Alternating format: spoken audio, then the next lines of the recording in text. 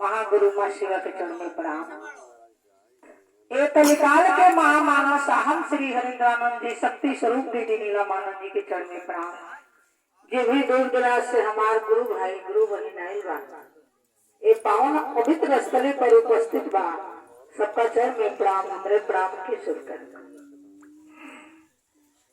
देखिए दीदी, बड़े हमने के भाग्यशाली बानी सब कि आज महादेव जी के चर्चा में हमने के उपस्थित बानी सब। लेकिन पहले वेद शास्त्र पुराण में बात लिखल बा कि बहुत पहले के बात अपने ओ बेरा जब देवता दानव सब लोग यजमान रहे, वो बेरा महादेव जी के चर्चा लोमस ऋषि कैले रहले अपने 70,000 शिष्य के साथे सिंघनी पर।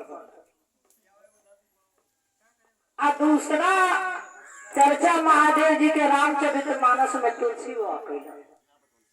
जब महादेव जी के चर्चा बड़ी पावन पवित्र बा, बड़ी सौभाग्यशाली हमने के बानी जा बताओ जरा कि नारद सारद दिनेश जगदीश्वर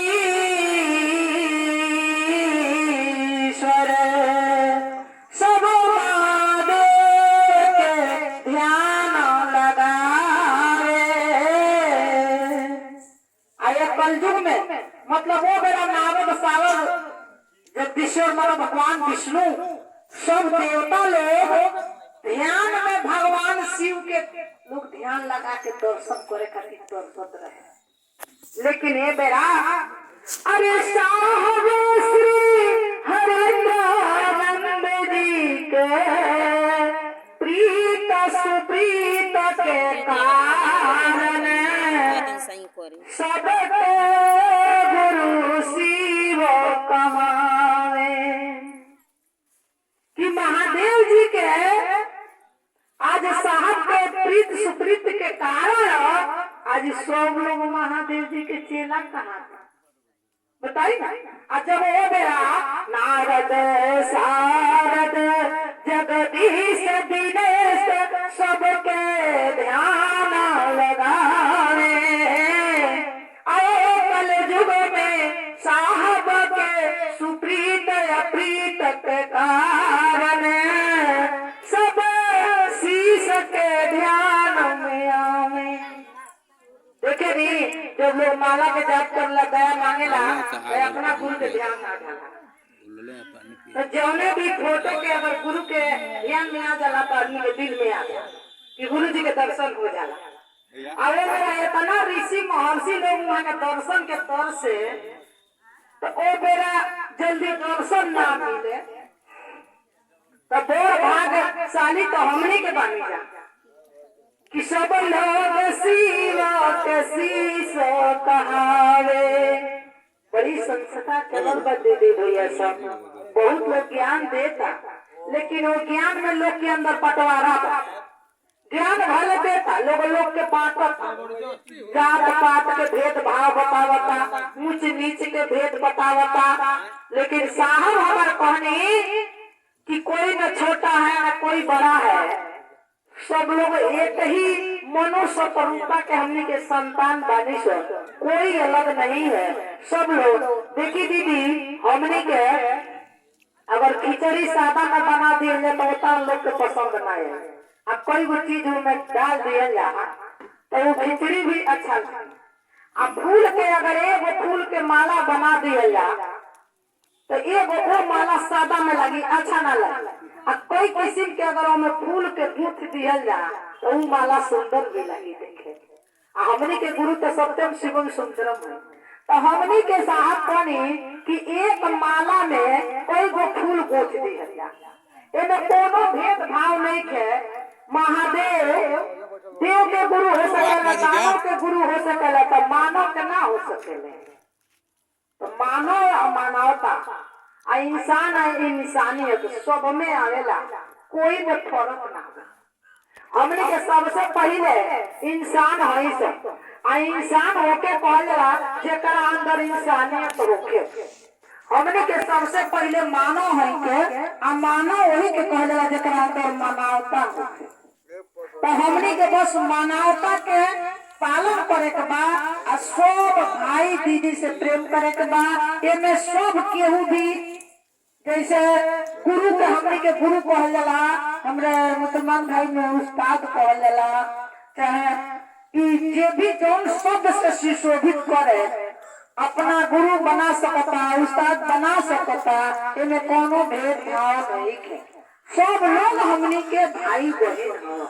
हमनी के अंदर कोनो फर्क नहीं है कि आप का बानी, का खातनी, का पियतनी, के तरह रहतनी, कौना बिरादरी के बानी, ऐसे कोई लेना देना नहीं है। हमनी के बस ये बाकी हमनी के मानव होई के हमनी के अंदर मानवता बा। आ मानव मानवता में सब लोग एक साथ मिलजुल के रहेला, प्रेम भाव श्रद्धा से रहेला, सबके पर दया करे के। महादेव जी कोई के भी छाटले नहीं, देव दानव मानव वहाँ के सबके आपन मन ले बनी, जीव जंतु सबके पर दया कोई बनी।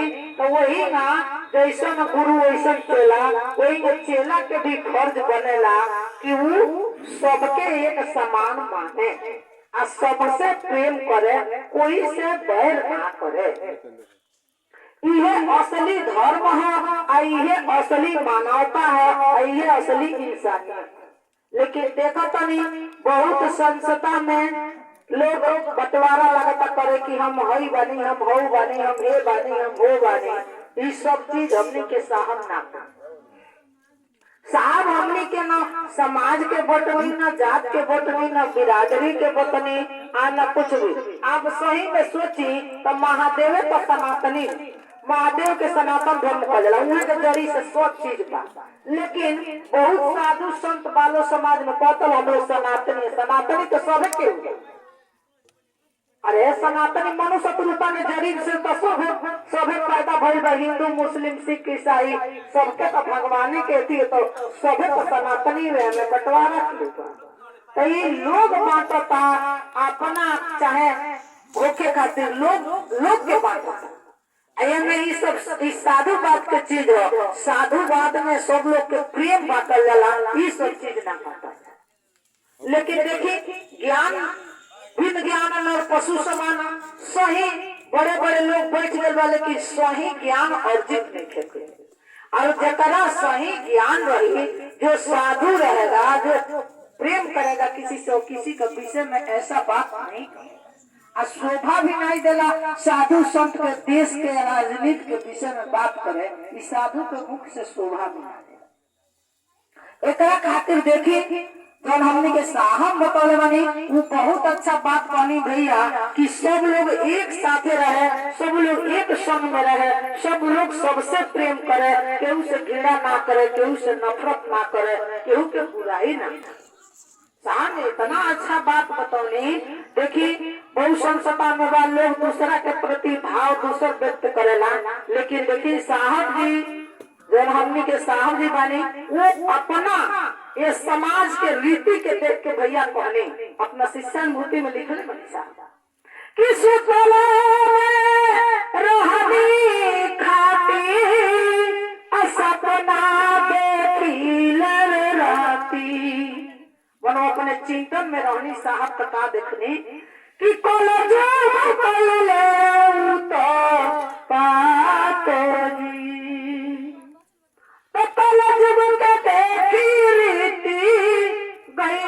हरिंदर जी भीड़ी तो शिव जी का गौरव बनाई जी।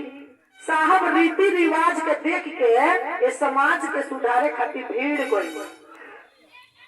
तो शिव जी का गौरव बनवनी, सुख शांति जीवन पवनी, तो जन जन में बिहनी खोई लाई जी। जब महादेव के गुरु बनोगी तो वहां के बड़ा सुकून मिलल, शांति मिलल, मन के आत्मा के ये शरीर के भी शांति मिलल। तो वहां के कहनी कि हमें बहुत सुकून शांति बा, ये जनमानस में सबके ही शांति सुकून मिले के चाहिए। तो जन जन में बिहनी खोई लाई जी, लोग के बताने लगने। अब महादेव से गांधी के आरा शमशान में जाके चिंतन करे लगनी है, कहनी कि हे गुरु जी ये राहुल रचल संसार हो, ये संसार में का होता एक के सुधारी रौरे न सुधारे राहुल बनावल ही दुनिया हो, सब लोग राहुल बनावल हो। ये जे तरह दुनिया के रक्षा करे खातिर रौरा विश्व के धारण कर लेहनी, तो ये दुनिया के बचावे खातिर रौरा आवे के पड़ी कि गुरुदाता अवनाथ काम गड़बड़ाता। ये बोले बाबा रौरा आए नहीं तो ये रौरा इस संसार के रौरा सृष्टि के स्थिति खराब हो।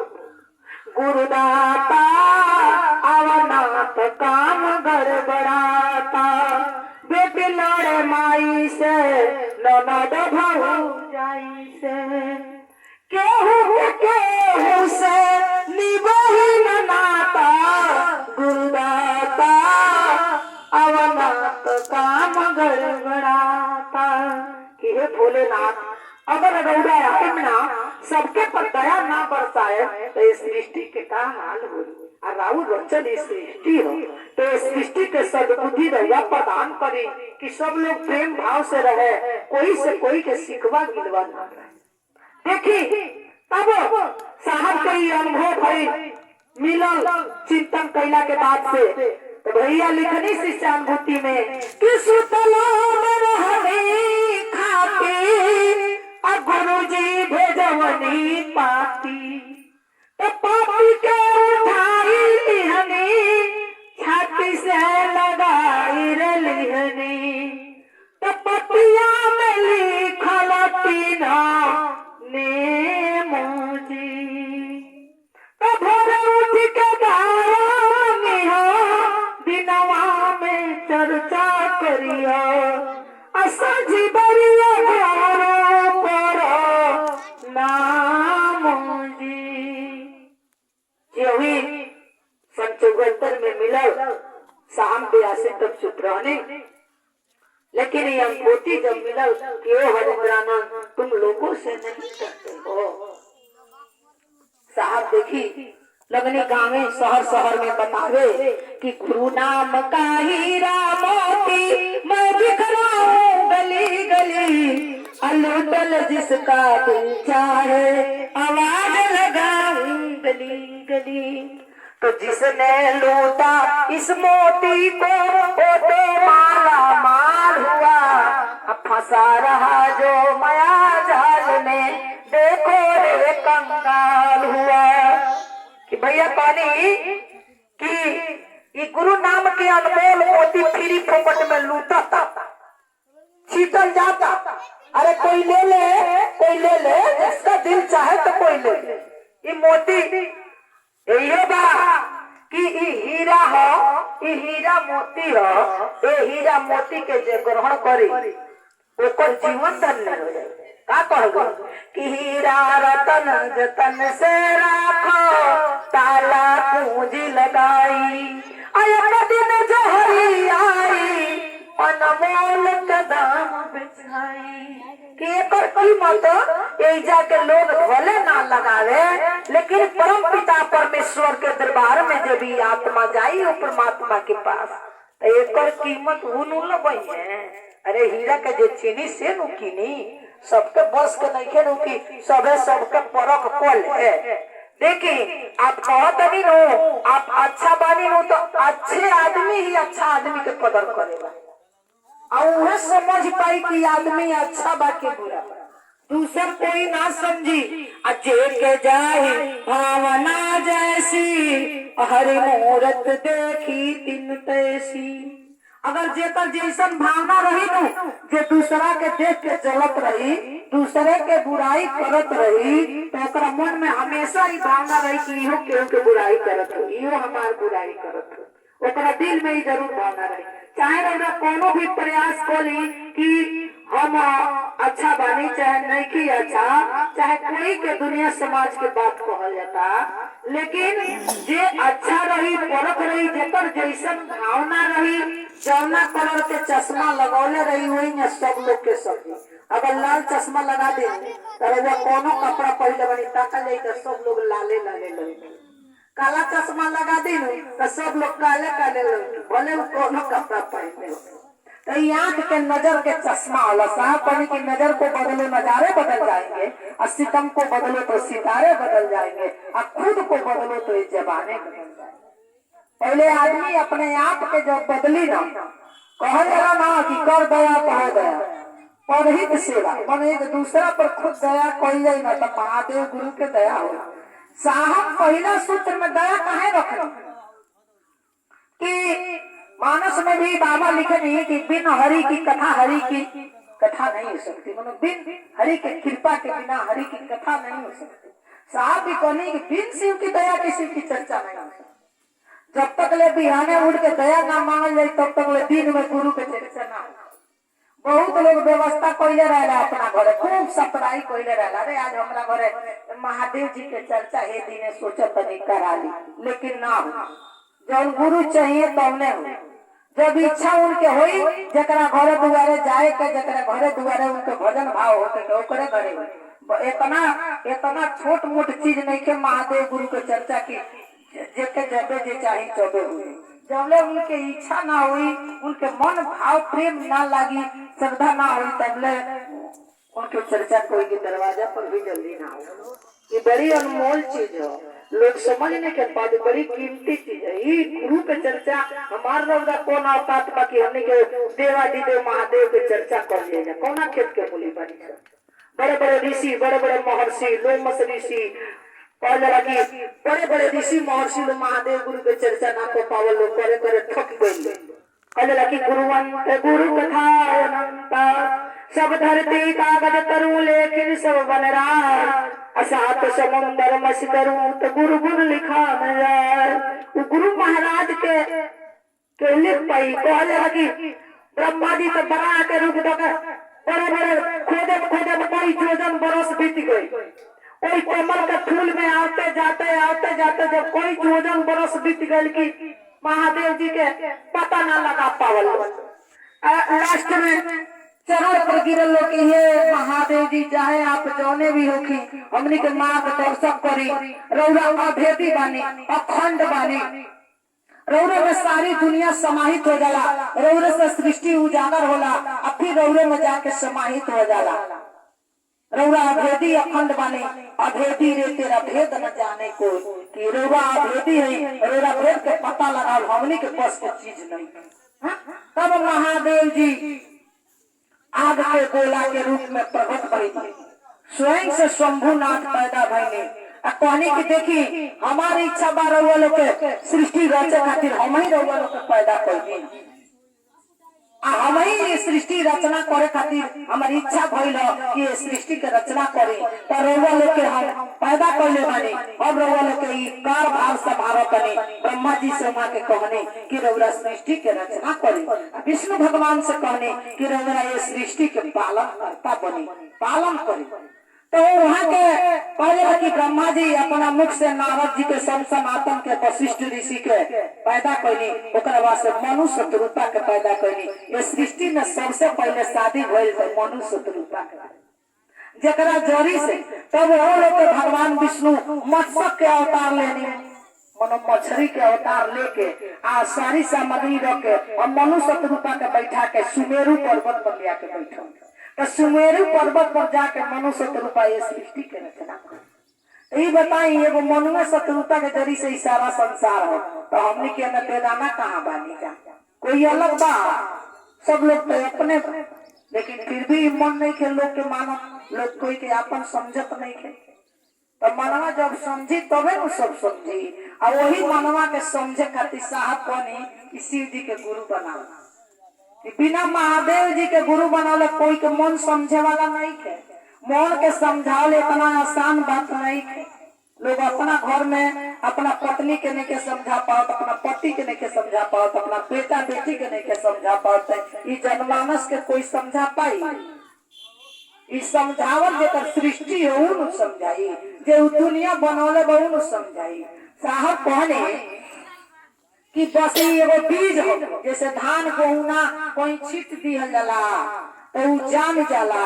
तो हमने के जिम्मेदारी बा कि ये संसार में गावे गावे शहर शहर टोला पड़ोसा सब में जाके हमने के बतावे कि महादेव गुरु है, वहाँ के गुणाधिपति है, वहाँ के सनातन धर्म से गुरु बानी, सब देव दानों के गुरु बानी। रौरो हो सकीले, रौरा माने, रौर मोच समझ जाई तो रौर गुरु हो जाए, रौरा वहाँ के चेला। लेकिन बहुत लोग प्रश्न भी कोई भैया से कि बताई, अगर परती में बिना जोतला ओतला कोनो बीज छिट दिया जाई तो जम जाई। तो साहब कहनी आज जंगल में बहुत बहुत पेड़ जाम जाला तो ऐसा के पानी देवे जाला कि पेड़वा उतना बड़े बड़े हो गई रहे हो जाला कि नहीं। जंगल में बहुत मोटा बहुत पेड़ ना हो जाला तो के बोवे जाला, के पानी देवे जाला कि इतना भारी भारी जंगल हो जाला। आखिर कोई न कोई के माध्यम से मैंने कोनो चिड़िया के माध्यम से चाहे कोनो माध्यम से बीज हो जाला, हवा के माध्यम से ऊपर धूरा पड़ जाला, बादल के पानी के बूंद से पानी पालेला। तो वो सब भगवाने ने सृष्टि के रचना कइले बनी। तो उहे के सारा दुनिया के कोना माध्यम से देखभाल करते तो महादेव के नहीं सब दया हो। तो आप लोग सिर्फ बताइए जमाना मानो बीज के जमा वालू महादेव के खाली कोनो का छीटल काम मानो बता दियल काम बाकी महादेव गुरु है, गुलाम पति है, वो हमने के नहीं खींचा कहत। हमने के वेद पुराण में खुद लिखल बा, पुराण में खुद ही लिखल बा कि शिवाय च सीधाय च, खुद कुरान में लिखल बा। रामचरितमानस में भी लिखल बा कि वंदे बोधमयम नित्यम गुरु शंकर रूपेणम, कि गुरु शंकर के समान होके के चाहिए तबे मन के बोध हुई, ये शरीर के बोध हुई, आत्मा के तृप्ति हुई। जब महादेव जैसा गुरु रही, शंकर के समान गुरु रही तो तुलसीवा खुद लिखने कि शंकर के समान जब तक ले गुरु ना हुई तब तक ले कोनो ज्ञान ना हुई। काहे तुलसीवा कहनी जानते नहीं, तुलसीवा पढ़ल लिखल ना रहने, एकदम बुर्बक रह। लेकिन तुलसी बाबा के जब वहाँ के वाल्मीकि जी के लिखल रामायण पढ़ने तो वाल्मीकि जी रामायण संस्कृत में लिखले रहे। तो देखिए पहले के संत लोग अंत जानत रहल, जब जे संत हो जाला वो दूसरे के अंत समझ जाला, और जब अंत समझ जाला ना तो दूरी बना लेला, समझ जाला कि ई आदमी लायक नहीं है। जब संत ही अंत जानेला तो तुलसी बाबा मन के संत रहने, वहाँ के बातें के समझ गए कि आवे वाला पीढ़ी में लोग संस्कृत पढ़ते ना। आ सही बात बा के संस्कृत पढ़ता, सब लोग इंग्लिश पढ़ता, इतने चुप पर से अपना लड़कन के लोग इंग्लिश पढ़ाता, संस्कृत कहाँ पढ़ाता। अब वाल्मीकि महर्षि वाल्मीकि रामायण संस्कृत में लिखल, वो बड़ा संस्कृत भाषा के बड़ी महत्व है। तो तुलसी वह सोचे कि आवे वाला पीढ़ी में कोई तो संस्कृत पढ़बे ना करी तो जल्दी रामायण समझ में ना आए, तो राम जी के चरित्र के बारे में लोग कैसे उतना समझ पाए। हम ये रामचरितमानस के हिंदी रूपांतर कर देती, मनुष्य एकदम हिंदी में लिख देती भोजपुरिया भाषा में, तब कोई भी समझ जाए, कोई भी पढ़ ली, लोग ज्ञान अर्जित कर ली, राम जी के बारे में जान जाए, उनके चरित्र के बारे में जान जाए। तो वहाँ के सोचनी मन में कि हमें वाल्मीकि जी के रामायण हम हिंदी में लिख देती तो कितना अच्छा रही, सब लोग भी पढ़ ली। तो फिर वहाँ के मन में सोच के आई दादा हम तो पढ़ल लिखल है नहीं, तो के तरीका हम लिखे। तो एगो जंगल में जाके खूब शांति से बैठ के मन मनोमार के दुखी भाव से तुलसी बैठा रहने। संजोग ऐसा होला, भगवान जी के जब कोनो चीज के संजोग होला ना, जुग पूरा होला ना, तो भगवान अपन व्यवस्था कर लेंगे। वही रास्ता से नारद बाबा जी जात रहे, पर तुलसी बाबा का देख लेनी तो कहने के तुलसी बाबा अरे काहे बड़ा मन मार के बैठल, बड़ा का दुखी, बड़ा का जीवन में दुख बा, का तकलीफ बा, कुछ कही तो कहनी देखी ना हमारा इतना मन में भाव आयल बा कि हम रामचरित्र मानस लिखल चाहतनी, राम जी के चरित्र के वर्णन कर चाहतनी, वो हिंदी में शुद्ध ये हमारा मन के भाव बा। लेकिन हम पढ़ल लिखल नहीं की तो के तरिया हम लिखम पढ़े, तो मन कैसे लिखब अपना दुखड़ा के विषय में बतौनी। तो नारद बाबा के जानते बने नारद जेकर बात को रत ना होके उनके नारद कहा जाला, नारद वहाँ के बात कभी भी कोनो भी कटे ना। नारद बाबा कहनी कि पढ़ले लिखले बारो कैसे लिखबा, तो नाम तो पढ़ल लिखल नहीं की बड़ी बुर्बक बाने, लेकिन भगवान से हमारा प्रेम बा। तो वहाँ के कहनी कि कुछ लिखे पढ़े खातिर नो गुरु बनावल जाला, आज जब गुरु के संपर्क में जाई जाला तो पढ़े लिखे के ज्ञान आई गुरु बना लेबो ना तो लिख लेबो तो वो कहला कि हम केकरा के गुरु बनाए दे जंगल में कोई के तो जानतो नहीं कि केकरा के गुरु बनाए जे हमरा के ऐसा ज्ञान दे दे छू मंत्र वाला ज्ञान कि हम रामचरितमानस लिखी मने इतना हमरा ज्ञान आ जा समझदारी हमरा अंदर आ जा तो नारद बाबा कहलो कि इतने नहीं का समझत कि गुरु के हो अरे महादेवे नु गुरु हूँ मैं नु दुनिया संसार के गुरुवाई करेला जे सृष्टि के रचना करेला जे कुछ बनावेला वही के गुरु कहल जाला अब महादेवे के नु रचन संसार हो अब वो बता के चल गए जे ही बता के चल गए तुलसी बाबा अपने मन के समर्पित कर देनी जे तेरे साहब बता के चल गई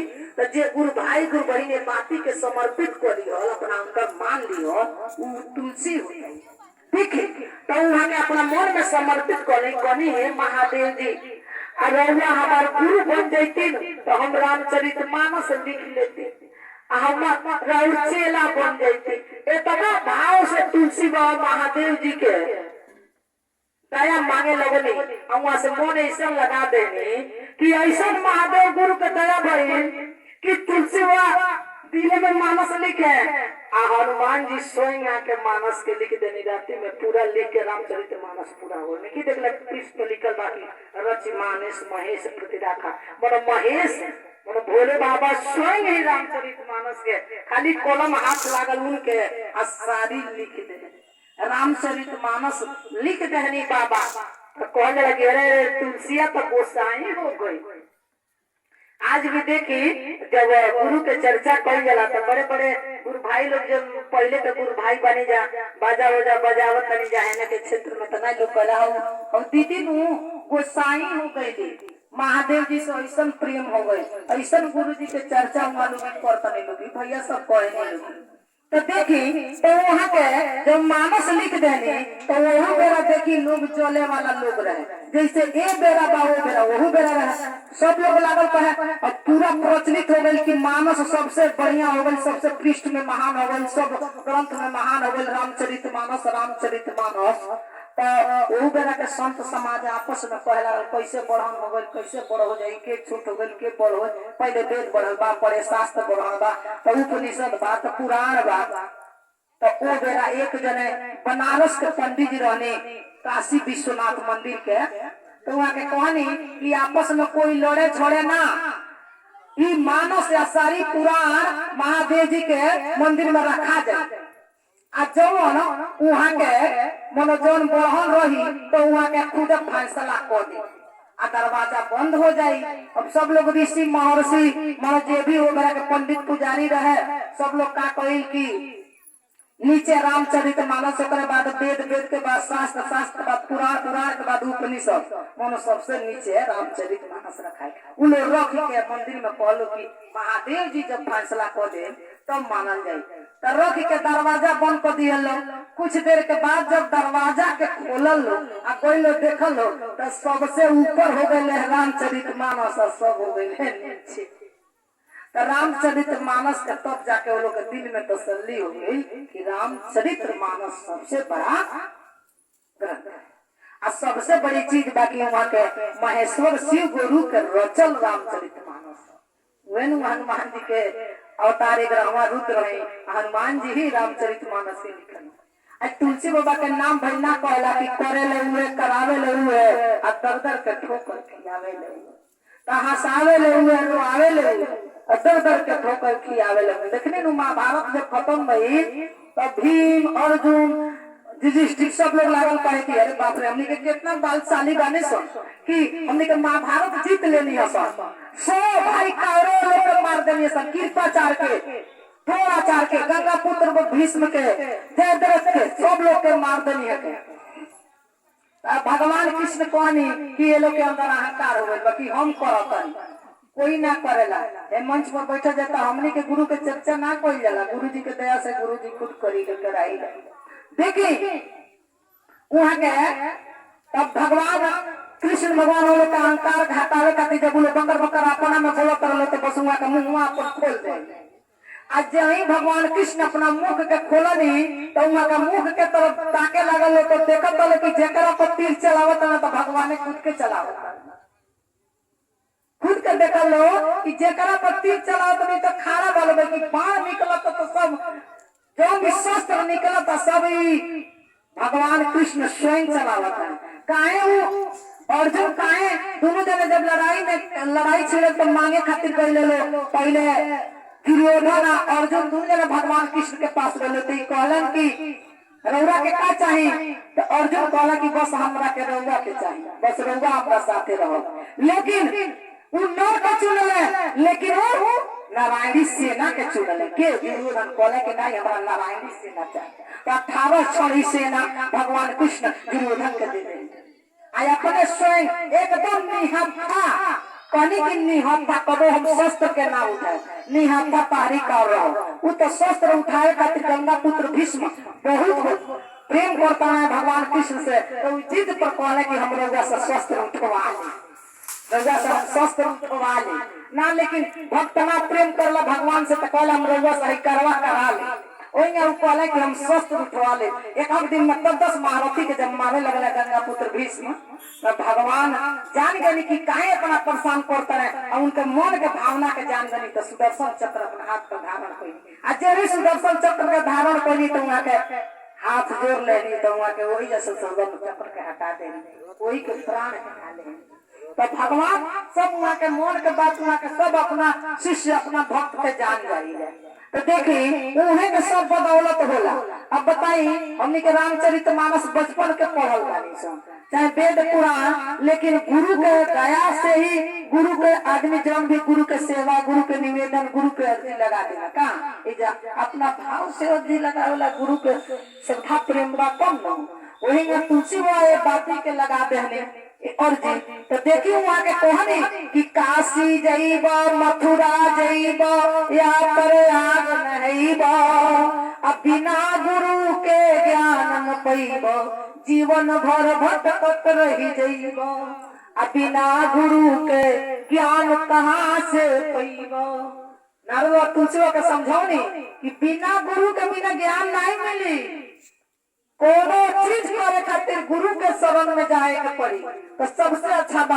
और वह बती हमने के साहब जी कहने आज देखी आज समाज में साधु संत के प्रति प्रेम काहे नहीं थे उन लोग कथा वाचक बोलत पढ़ लिख के कुछ से सुन के अब बोलत देखता नहीं वीडियो वायरल होता देखता नहीं लेकिन बोले के तरीका में जलन के भावना आ जाता केहू के कुछ अशब्द बोल देता लोग केहू के प्रति जात के बंटवारा कर देता लो अपना के कुछ समझता लो अपना के काहे कि गुरु खुद बोलने के प्रयास में बालो ये लिए उनके मुख से कुछ न कुछ निकल जाता।